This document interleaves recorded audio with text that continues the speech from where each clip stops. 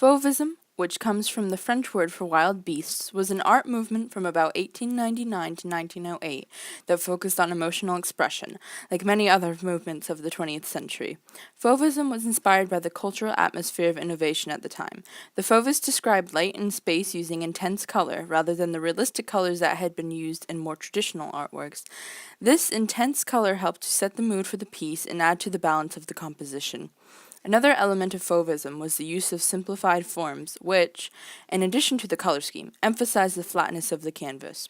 All of these technical elements combined to portray the artist's emotional and intuitive response to the subject matter.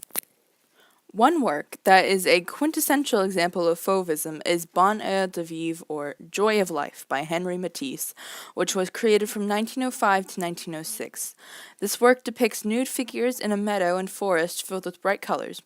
This painting, as characteristic of Fauvist works, portrays bright colors instead of realistic ones, to elicit an emotional response rather than accurately depict nature. Matisse structured the landscape almost like a stage.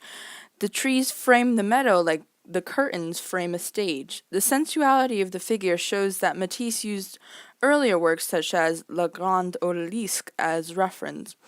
The figures were radical for their time because they have no sense of scale in order to show varied perspectives. So overall, this work had many innovative qualities that make it one of the most important Fauvist works.